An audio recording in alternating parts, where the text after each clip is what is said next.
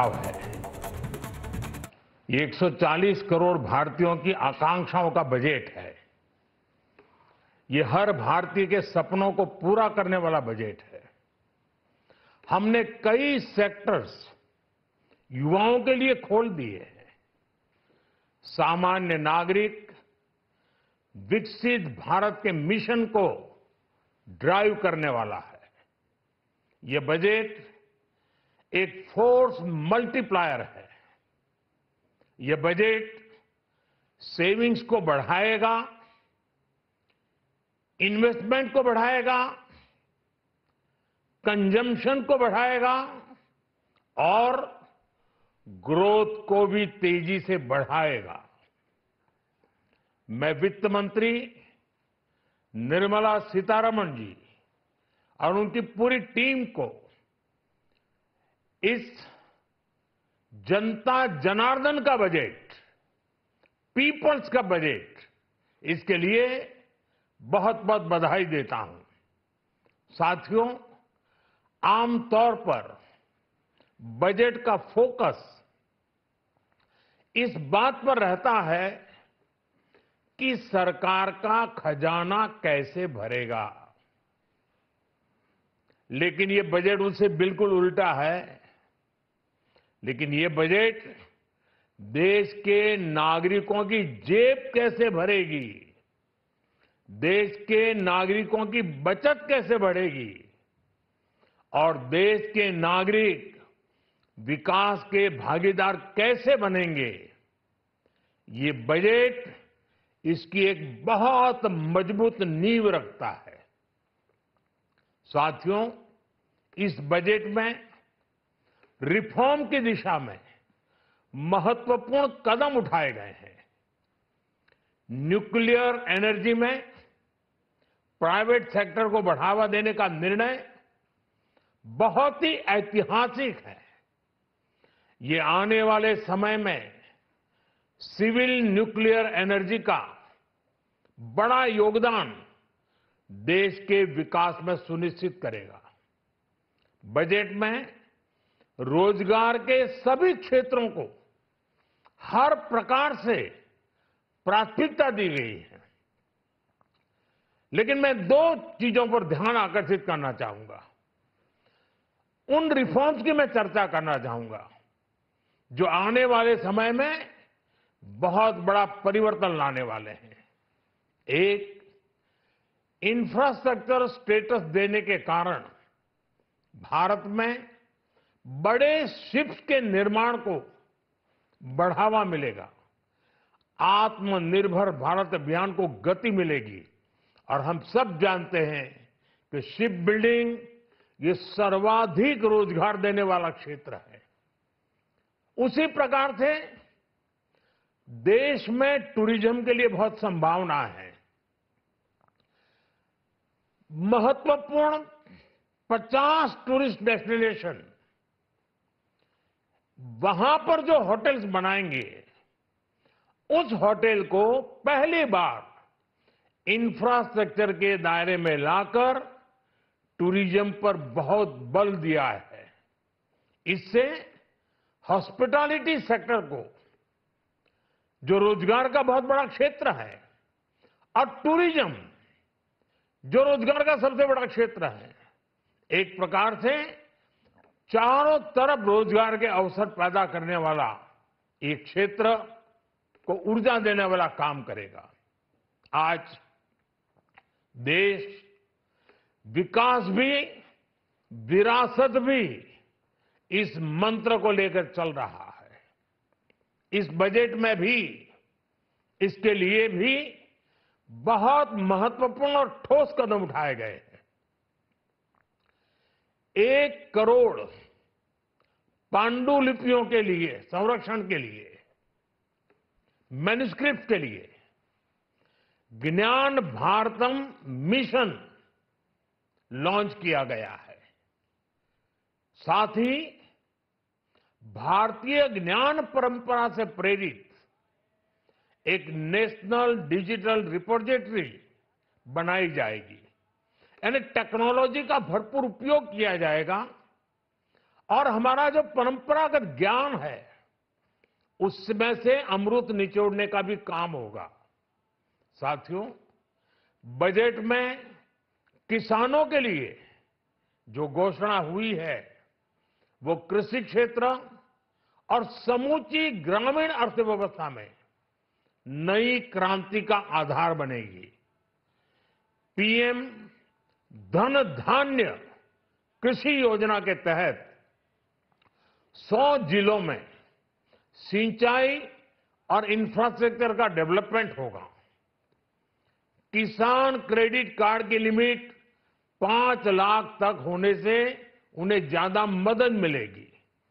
साथियों, अब इस बजट में 12 लाख रुपए तक की आय को टैक्स से मुक्त कर दिया गया है। सभी आय वर्ग के लोगों के लिए टैक्स में भी कमी की गई है। इसका बहुत बड़ा फायदा हमारे मिडिल क्लास को, नौकरी पेशे करने वाले जिनकी आय बंधी हुई है ऐसे लोगों को, मिडिल क्लास को इससे बहुत बड़ा लाभ होने वाला है। उसी प्रकार से जो नए नए प्रोफेशन में आए हैं, जिनको नए नए जॉब मिले हैं, इनकम टैक्स की ये मुक्ति उनके लिए एक बहुत बड़ा अवसर बन जाएगी। साथियों, इस बजट में मैन्युफैक्चरिंग पर 360 डिग्री फोकस है ताकि एंटरप्रेन्योर्स को, एमएसएमईज को, छोटे उद्यमियों को मजबूती मिले और नई जॉब पैदा हो।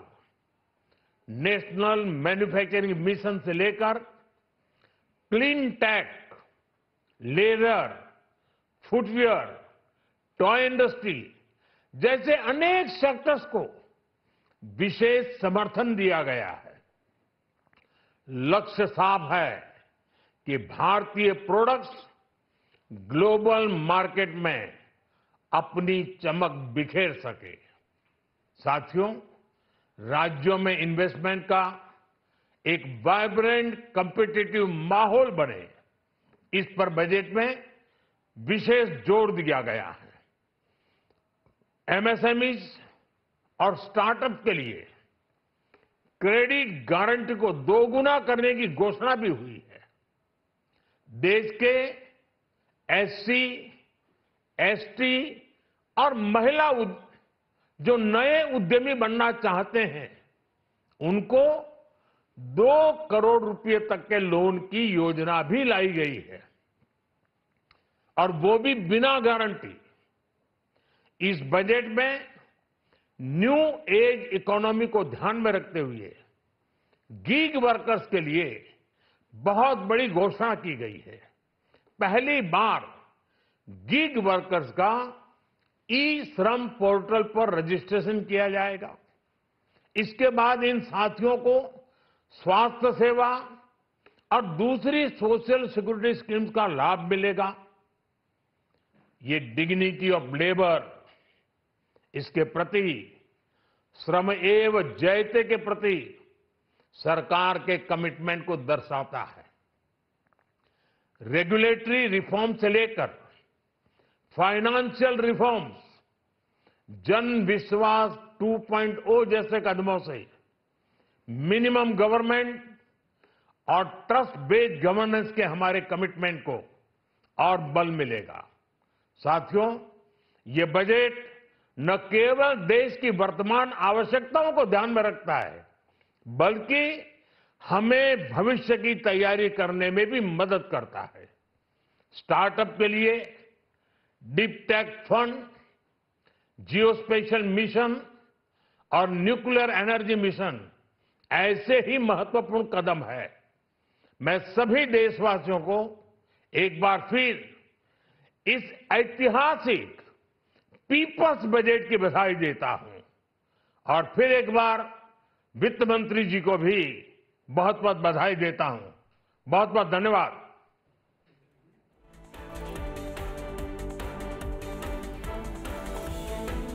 প্রধানমন্ত্রী নরেন্দ্র মোদী তিনি বাজেট পেশের পর ভাষণ এবং সে ভাষণে তিনি বলছেন বাজেটে আরও কর্মসংস্থান তৈরিতে জোর এবং এর পাশাপাশি তিনি বলেছেন যে আয়কর পরিকাঠামোয় লাভবান হবে মধ্যবিত্তরা 12 লক্ষ পর্যন্ত আয়কর মুক্ত এবং স্টার্টআপে 20 কোটি পর্যন্ত ঋণ আয়কর সুরাহায় মধ্যবিত্তরা উপকৃত হবেন। বাজেটের পর প্রধানমন্ত্রী নরেন্দ্র মোদীর যে ভাষণ সেখানে কিন্তু তিনি বারবার করে যে বিষয়টাকে উল্লেখ করছেন মধ্যবিত্তদের জন্য যে এবারে বাজেটমুখী সেই বিষয়টিকেই কিন্তু তুলে ধরেছেন প্রধানমন্ত্রী নরেন্দ্র মোদী।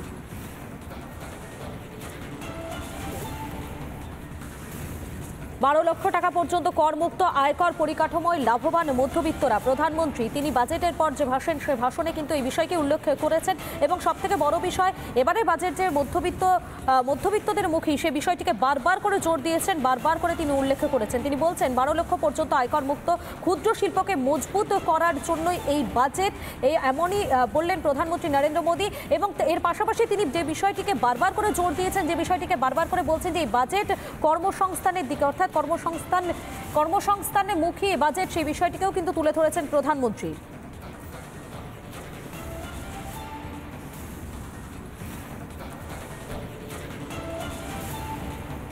প্রধানমন্ত্রী নরেন্দ্র মোদী তিনি বাজেটের পর যে ভাষণ সে ভাষণে বেশ কয়েকটি বিষয়কে কিন্তু তিনি সামনে রাখছেন, বেশ কয়েকটি বিষয়কে তিনি জোর দিচ্ছেন। সবথেকে বড় বিষয় মধ্যবিত্ত, এবারে বাজেট যে মধ্যবিত্তদের জন্য সে বিষয়টিকে বারবার করে উল্লেখ করেছেন তিনি।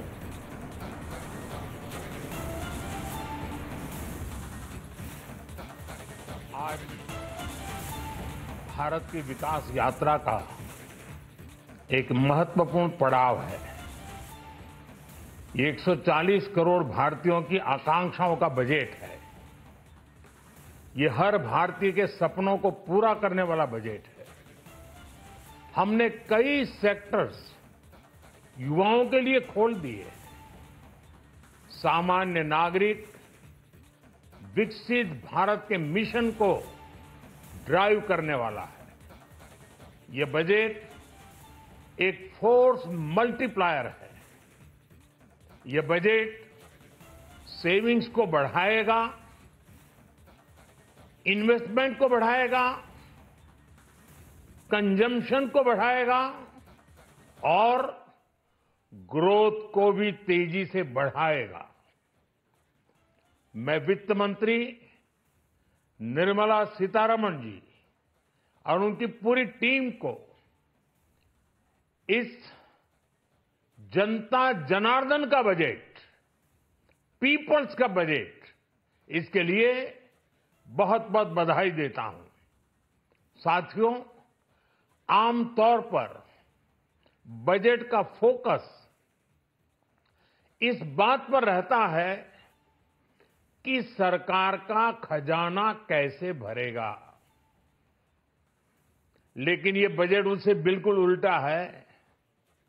लेकिन ये बजट देश के नागरिकों की जेब कैसे भरेगी, देश के नागरिकों की बचत कैसे बढ़ेगी और देश के नागरिक विकास के भागीदार कैसे बनेंगे, ये बजट इसकी एक बहुत मजबूत नींव रखता है। साथियों, इस बजट में रिफॉर्म की दिशा में महत्वपूर्ण कदम उठाए गए हैं। न्यूक्लियर एनर्जी में प्राइवेट सेक्टर को बढ़ावा देने का निर्णय बहुत ही ऐतिहासिक है। ये आने वाले समय में सिविल न्यूक्लियर एनर्जी का बड़ा योगदान देश के विकास में सुनिश्चित करेगा। बजट में रोजगार के सभी क्षेत्रों को हर प्रकार से प्राथमिकता दी गई है। लेकिन मैं दो चीजों पर ध्यान आकर्षित करना चाहूंगा। उन रिफॉर्म्स की मैं चर्चा करना चाहूंगा जो आने वाले समय में बहुत बड़ा परिवर्तन लाने वाले हैं। एक, इंफ्रास्ट्रक्चर स्टेटस देने के कारण भारत में बड़े शिप्स के निर्माण को बढ़ावा मिलेगा, आत्मनिर्भर भारत अभियान को गति मिलेगी। और हम सब जानते हैं कि शिप बिल्डिंग ये सर्वाधिक रोजगार देने वाला क्षेत्र है। उसी प्रकार से देश में टूरिज्म के लिए बहुत संभावना है। महत्वपूर्ण 50 टूरिस्ट डेस्टिनेशन, वहां पर जो होटल्स बनाएंगे, उस होटल को पहली बार इंफ्रास्ट्रक्चर के दायरे में लाकर टूरिज्म पर बहुत बल दिया है। इससे हॉस्पिटैलिटी सेक्टर को, जो रोजगार का बहुत बड़ा क्षेत्र है, और टूरिज्म जो रोजगार का सबसे बड़ा क्षेत्र है, एक प्रकार से चारों तरफ रोजगार के अवसर पैदा करने वाला एक क्षेत्र को ऊर्जा देने वाला काम करेगा। आज देश विकास भी, विरासत भी, इस मंत्र को लेकर चल रहा है। नाना ধরনের কন্টেন্ট দেখার জন্য লাইক করুন, শেয়ার করুন আমাদের ফেসবুক পেজ, সাবস্ক্রাইব করুন আমাদের ইউটিউব চ্যানেল। পাশাপাশি অন্যান্য ব্রেকিং নিউজের জন্য অবশ্যই চোখ রাখুন রিপাবলিক বাংলায়।